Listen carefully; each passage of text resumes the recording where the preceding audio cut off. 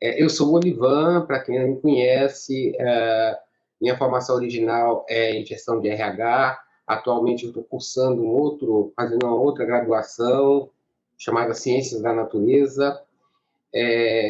Sou psicanalista já há quase 20 anos, venho aí nesse rumo. Venho desenvolvendo várias linhas de estudos, já tentei olhar a psicanálise pelo viés da neurociências, tive uma primeira paixão por Lacan. Considero que a psicanálise ela tem que achar que nós não temos uma psicanálise, temos psicanálises, e que elas têm que achar termos em comuns, né? Temos que achar unificações que unam essas escolas. Então, ultimamente eu tenho considerado muito da terminologia psicanálise contemporânea, da psicanálise francesa, né? A questão dos novos sintomas que a psicanálise francesa tenta dar conta delas, principalmente na figura do André Green e de um argentino, o Fernando Uribarri. E o meu trabalho tem como título o atravessamento de um real pandêmico. Eu faço algumas considerações sobre os efeitos na vida pós-moderna, né, do que estamos vivendo agora. Algo aconteceu, algo disruptivo que nos tirou da nossa caminhada aí, do caminho que íamos, né, e que nos colocou num desvio, né? Então, os eventos potencialmente traumáticos de caráter global ou mesmo regional, eles acabam por causar alterações nos nossos mecanismos de autoconservação, de autopreservação. São eventos que nos tiram da rota, né, e que cada um vai sentir isso de uma forma singular, de uma forma única, né? O psiquismo de cada um vai absorver isso de diferentes maneiras. E essa absorção de diferentes maneiras vai gerar aí, fazer formações de sintomas patológicos também diferentes, né? A gente está falando de um evento traumático, de um evento, né, do real, aquilo que é inassimilável, até pela rapidez com que tudo aconteceu, né? Freud vai falar, então, dessa questão do trauma. Ele vai pegar no texto Além do Início Prazer, né, na página 45, ele vai falar que descrevemos como traumáticas quaisquer excitações provindas de fora e suficientemente poderosas para atravessar o escudo protetor. Parece-me que o conceito de trauma implica necessariamente uma conexão desse tipo com uma ruptura numa barreira sob outros aspectos eficaz contra os estímulos, né? Então, há um excesso de estímulos que nós não conseguimos processar, né? Isso nos põe diante de uma situação de angústia extrema, de impotência, né? De sofrimento humano. A gente pode pensar que o trauma como um excesso de excitações, então, internas ou externas, que colocam o indivíduo sem possibilidades de acionar mecanismos de defesa, num estado de desamparo, né? Na obra Inibição, Sintoma e Angústia, Freud cita a situação de perigo como geradora de angústia, e a qual pode ser traduzida como uma barreira, um impedimento, né, à nossa busca de prazer, à nossa satisfação pulsional. A partir daí, o termo angústia vai aparecer em diversos outros textos de Freud em relação a situações traumáticas. Pois bem, no dia 1º de dezembro de 2020, né, divulgava-se o primeiro caso de Covid-19. Até então, sem nome específico, ninguém sabia o que era. A cidade de Wuhan foi o lugar onde o primeiro caso apareceu. No dia 31 de dezembro, exatamente 30 dias depois, né, devido às características das infecções, a OMS decretou, então, uma epidemia. Só que as coisas estavam circulando, mercadorias iam e vinham, né? Querendo ou não, pessoas estavam impedidas de transitar, mas tinha ali trânsito de outros produtos, outros bens que não eram pessoas.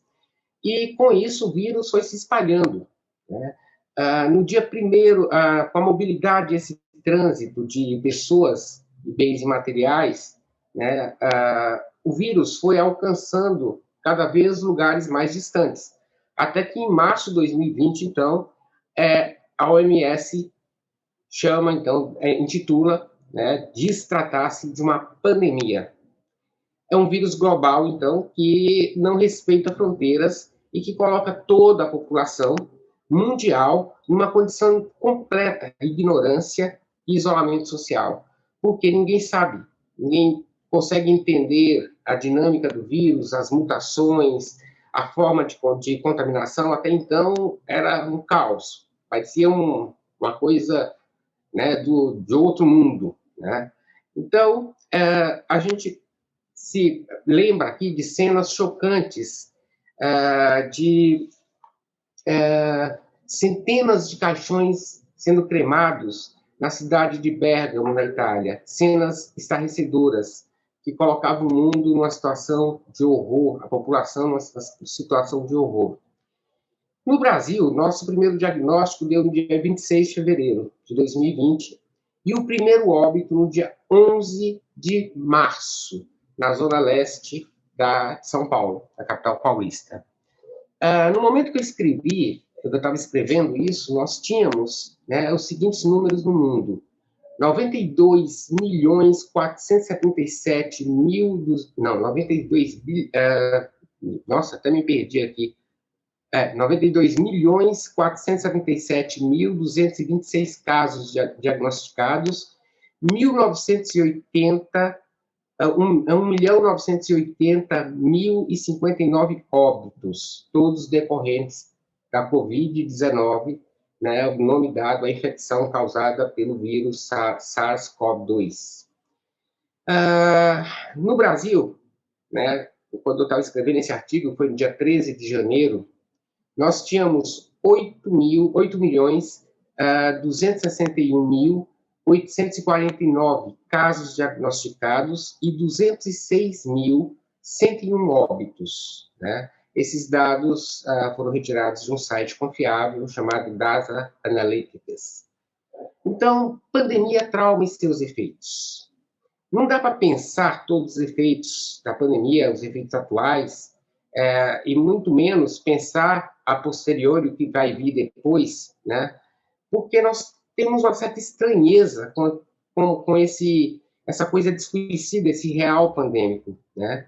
Mas a tentativa de falar sobre isso é enumerar algumas possibilidades e questões desses efeitos, considerando a singularidade de cada um, né? A forma como cada um subjetivou esse impacto, né?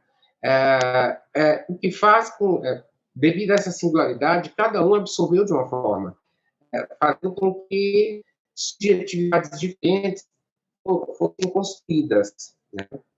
Com todo evento traumático, nós temos uma ignorância, um não saber o que fazer, né, diante de um inimigo tão letal e invisível.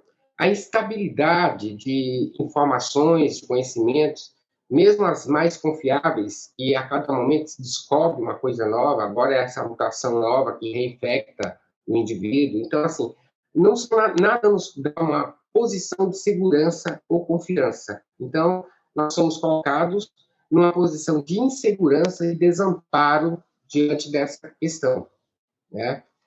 O primeiro efeito da pandemia foi a estratégia do uso de máscaras e isolamento social, né? Diante do inusitado, do inesperado, dessa coisa indecifrável, né, a adesão do uso de máscaras, a busca, a coisa foi tão louca na época que era a N95, você não encontrava em lugar nenhum. Você olhava nos sites americanas.com, tudo vendido, e quando achava o preço estava lá em cima, uma coisa de louco. Então o negócio era usar N95, né? Depois que vieram falar da segurança das máscaras de tecido, com 2, 3 camadas, mas no primeiro momento faltou até papel higiênico, uma coisa que também é do real. Por que se comprou tanto papel higiênico na pandemia? Mas é só a questão que dá para fazer um outro artigo, né? O uso do papel higiênico na pandemia. Mas vamos lá. Essa estratégia do uso de máscara e álcool gel, ela foi aderida por uma boa parte da população, né? O isolamento social colocou as pessoas numa posição de confinados, né? Nós passamos a viver confinados, com mortos, com a presença constante da ameaça à vida e da morte. Então, esse significante confinados aí não está à toa. Nós estamos vivendo com mortos, confinados, né? Paralelo à adesão das medidas protetivas recomendadas, instalou-se uma necessidade de dar sentido para a coisa. Então, começou a questão da boa parte dos neuróticos que responsabiliza o outro, né? Então, de quem é? De onde veio isso? De quem é a culpa? Então, precisava dar um sentido para a coisa. Então, atribuiu-se à China, por razões econômicas governamentais, a disseminação do vírus criado em laboratório, né? O mundo precisava responsabilizar alguém, isso é um fato, né? Isso não é meu, esse vírus não é meu, isso não me pertence, é da China. Mecanismos de defesa regressivos, negacionistas, instalaram-se numa boa parte da população também. Isso não existe. Isso é algo para se obter alguma outra coisa, né, secundária. Não pode existir isso, né? Esses mecanismos regressivos e negacionistas foram fortalecidos, principalmente no Brasil, pela instalação de uma necropolítica do governo atual, privilegiando a economia e isentando da responsabilidade pela saúde da nação. Novas formas de trabalho e interação surgiram também, né, foram instaladas o home office, a enxurrada de lives que ninguém aguentava mais, meetings, happy hours virtuais, sexo virtual, né? Então, as plataformas para esse fim cresceram e tiveram que ser implementadas com uma rapidez violenta para dar conta de tanto uso, né? Tecnologias novas viram telemedicina, né? Análise online, videoconferências passaram a habitar o espaço psíquico de todos nós, né? A ameaça à vida e o isolamento, o confinamento social parece ter roubado, usurpado algo comum do sujeito pós-moderno, né? Roubou o quê? Roubou seu automatismo, tirou da zona de conforto, tirou da zona, né, automática, todo dia levanta, vai trabalhar, faz isso, faz aquilo, volta para casa. Não, tem algo novo, ficar em casa, fazer home office, como vai ser isso, né? Novos mercados até se abriram. Eu conheço um cara que abriu um comércio para alugar móveis para home office. Então, ele só trabalha com aluguel de móveis, né? Nós somos obrigados a criar novas formas de satisfação funcional, o que nos remete aos primórdios do nosso desenvolvimento humano. A criança, diante da ausência da mãe, desse outro com O maiúsculo, do grande outro, né, ela entra no processo de frustração. É nesse processo de frustração que a criança desenvolve a criatividade, que ela vai ser inscrita, segundo Lacan, no mundo das imagens, né, no imaginário. Para Winnicott, é o momento onde ela inventa, né, usa de objetos transicionais para suportar a espera da mãe. Então, ela desenvolve, a partir da frustração, a criatividade, né? E aí, eu penso que, diante da frustração de não podermos viver como vivíamos, criamos novas formas para estar no mundo, para esperar o retorno da mãe, representada aí por um possível controle via vacinação em massa e a suposta volta de um modo de vida anterior, né? Essa assunção do modo de vida anterior que eu vejo como perdido, né? O isolamento social também gerou outras consequências. Colocou o sujeito dentro de casa para dar conta daquilo que acontecia naquele espaço e a maior parte do tempo antes ele não se dava conta, né? Então ele foi obrigado a se dar conta do que acontecia no ínfimo espaço que habitava, a conhecer mais profundamente seus familiares, cônjuges. Aí começaram a emergir conflitos, né? Que até então estavam mascarados, ou negar-se a esse enfrentamento do outro, como ele de fato é, do dia a dia com o outro. Negou-se isso pelas vias dos excessos, né? Trabalho virtual em excesso, como racionalizado como medida para não perder o emprego, vou fazer o máximo, vou trabalhar horas e horas, né, no computador, e assim eu não vejo o que acontece à minha volta. Então, essa foi uma das questões, das formas de negar, né, esse confronto com o outro que está do meu lado o tempo todo, com filho, mulher, pai, mãe, idoso, o tempo inteiro, vou trabalhar, né? Também passou a haver aí um excesso, né? Uma negação pela via do excesso, compulsões alimentares, substâncias lícitas e ilícitas, o aumento do uso de remédios para dormir. Todo mundo reclamou que engordou nessa pandemia. O que será, né?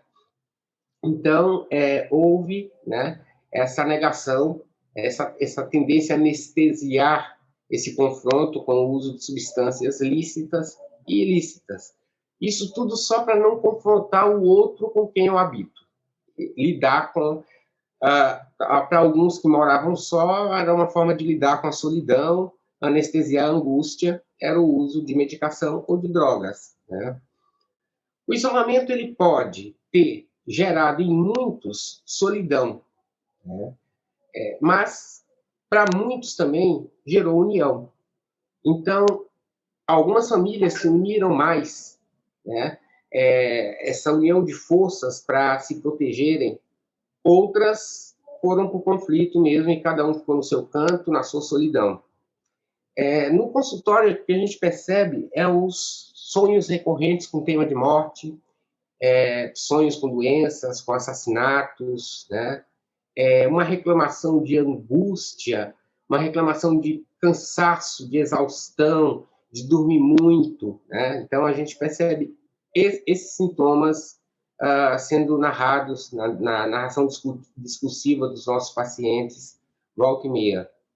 Mas se a gente retomar um pouco a história de Freud, né, nós vamos ver um período sombrio para Freud, de 1914 a 1920. Né?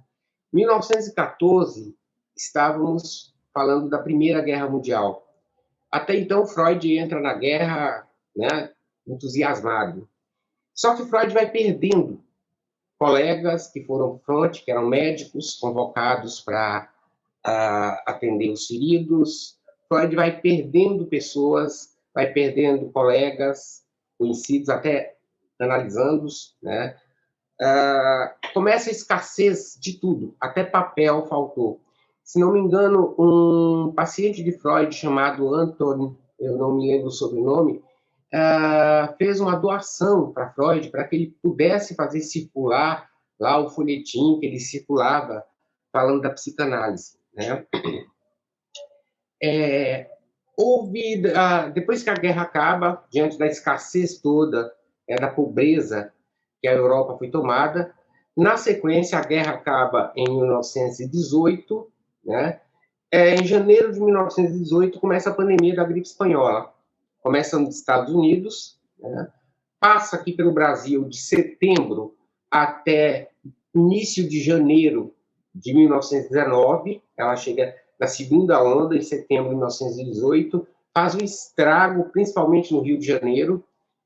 Se pensarmos na comparação da gripe espanhola com a pandemia em termos de atuação governamental, nós vamos encontrar semelhanças fantásticas. Hoje a gente fala da cloroquina, lá era quinino, se dava quinino. Bom, enfim, não é esse o propósito desse trabalho, né? Mas a gente vai falar, então, de que Freud passou por momentos muito sofridos, devastadores na vida dele. que fez ele pensar, então, nessa destrutividade do homem, que fez ele pensar, então, né, na morte, pensar na questão da civilização, da morte, da destrutividade. Terminou a guerra, veio a gripe espanhola. O sofrimento de Freud não tinha apenas começado, porque em janeiro de 1919 ele perde a filha Sophie, que era casada com um fotógrafo hamburguês, morava em Hamburgo. Ela se contaminou numa clínica, ela estava gestante, grávida, se contaminou numa clínica, ela foi fazer uma consulta médica, e em 5 dias ela morre. Freud não pôde sequer ir ao velório, porque os trens foram bloqueados, né? A Europa estava parada, em função da pandemia da gripe espanhola, a Europa estava parada. Então, Freud não pôde sequer ver o enterro da filha. Freud tinha um neto, filho da Sophie, não era o neto que se tornou psicanalista, aquele da observação do Fordat, do Carretel, aquele se tornou psicanalista, mas o mais novo, que era o preferido de Freud, e 3 anos depois da morte da mãe, ele morre também de tuberculose. E para Freud aquilo foi o máximo de sofrimento. E nesse mesmo ano da morte do neto, Freud recebe também o diagnóstico de câncer, né? O que isso tudo quer dizer? Que esse período de sofrimento foi o período mais produtivo para Freud. Foi o período que Freud começa a avaliar uma série de questões que até então, sem esse período, sem esse sofrimento, ele não teria conseguido avaliar. Nesse período, pode-se observar uma mudança no pensamento de Freud e um certo repensar a teoria que resultou em novos conceitos e articulações conceituais ricas e altamente contributivas para a psicanálise que hoje nós exercemos, né? O mal-estar da civilização de 1930 é fruto dessa época, né? Então, a gente vai pensar que essa época para Freud foi uma época de uma forma de sublimação do sofrimento humano e do desejo destrutivo, foi produzir, avaliar e produzir mais naquilo que era o seu foco da psicanálise. É uma possibilidade que a gente hoje pensa, será que nós sairemos dessa fase e teremos produzido coisas, subjetivado coisas de uma outra forma, a colocar, aplicar no mundo de uma forma melhor, né? No que tange a psicanálise, em termos de pandemia, faz-se jus a algumas conjecturas acerca dessa nova forma de analisar, né, da análise online, né? O isolamento social incide sobre o dispositivo analítico, analista e analisando, né? Sobre essa díade analista e analisando, e se impõe, então, um campo virtual de trabalho, um campo que recria um setting fora das paredes do consultório, que permite a entrada do analista na casa do paciente, né, pela via da imagem, do vídeo, né? E vem uma questão aí. Na Argentina, é sabido que os analistas já trabalhavam há muito tempo com análise online. Isso sempre foi o pioneirismo, né, a vanguarda da Argentina em tudo, principalmente na psicanálise. A gente já sabia que isso acontecia. Mas isso acontecia por uma escolha do analista, do analisando, em tempos normais. Eu questiono hoje como a transferência se instala numa análise online em tempos de um evento traumático global. Sabido é que muito antes, então, já se trabalhava na Argentina esse tipo de atendimento, né? E lá usava-se principalmente o telefone, até hoje há o uso do telefone, muito pouco vídeo, mas muito mais telefone, né? Os estudos anteriores à pandemia comprovam a eficácia e eficiência desse tipo de atendimento, né? Há bastante estudo sobre isso. A gente pensa que para os neuróticos, né, o corpo é imaginário, porque Lacan coloca isso, o corpo está no imaginário, né? Lacan afirma que o corpo biológico ele é intangível, né, num processo analítico. O que importa mesmo é a fala como extensão desse corpo, a linguagem, né? E pensando numa análise virtual, que aconteça em tempos normais, ok. Mas nós estamos com uma questão aqui que é um fenômeno global que ameaça não só a vida do analisando, mas também a vida do analista, né? Se, ainda que uma análise virtual aconteça em tempos normais, o analista ele é tomado pelo sujeito suposto saber, né? Pelo grande outro, né? O silêncio do analista é tomado é desejado com esse grande outro que vai suprir, tamponar a falta do analisando. Como é possível, então, projetar no analista esse grande outro, transferir para o analista, estabelecer uma transferência desse grande outro indestrutível, desse objeto que tampona a falta, né? Quando a fragilidade e a vulnerabilidade do analista se evidencia, já que a transposição da análise presencial para virtual não se deu como uma escolha, se deu como uma medida protetiva contra a contaminação de ambos, o que coloca o analista no mesmo lugar do analisando. Então, o analista também é afetado pelo mesmo trauma que afeta o analisando. Portanto, a questão é se o analista, diante dessa ameaça também que ele tem, né, diante da sua vulnerabilidade, como fica a sua capacidade de foraclusão egóica, de fazer um lugar sem sujeito, de constituir um lugar sem sujeito, diante do perigo que ele também sente, da vulnerabilidade que ele também sente. Então, essa questão da transferência é uma incógnita, é uma coisa para se refletir. Certamente, né, essas questões que eu coloco aqui vão poder ser objetos de estudos lá para frente, a posteriori, e quem sabe a gente tenha uma resposta para o que foi verdadeiramente que se passou nas análises transcorridas nesse cenário pandêmico e traumático. Então, é uma convocação para a comunidade analítica repensar a teoria, a técnica, até a clínica atual, né? Se a gente pensa que o significante cifrado, né, capaz de revelar o desejo inconsciente, cede lugar, nesse momento de pandemia, a uma necessidade de simbolização, de nomeação, de construir narrativas para dar um sentido a essa falta de sentido, esse nonsense da pandemia global, do real. Analista e analisando, então, são convocados à necessidade de simbolizar o real no presente. O analista não é mais o outro com O maiúsculo, mas outro par, né? Um outro par, padecendo do mesmo mal que o analisando. Fato que pode alterar essa condição transferencial. Então, é uma aposta aí que há alguma diferença nessa forma de instalação da transferência nesse momento de pandemia. A psicanálise é uma aposta na palavra, né? Na possibilidade de construir narrativa que dê sentido à vida do sujeito. A psicanálise faz emergir o sujeito do inconsciente e seus desejos. No momento atual, no qual se tem angústia como enfrentamento do real, a função de uma análise, então, talvez seja a de criar possibilidades de construir narrativas que deem sentido, né, a tudo isso que a gente vive, de trazer essa angústia como enfrentamento do real.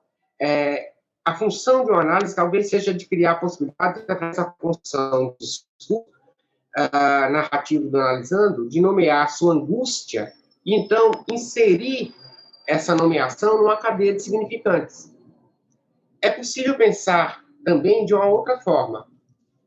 Vivíamos num mundo que você pode tudo, né?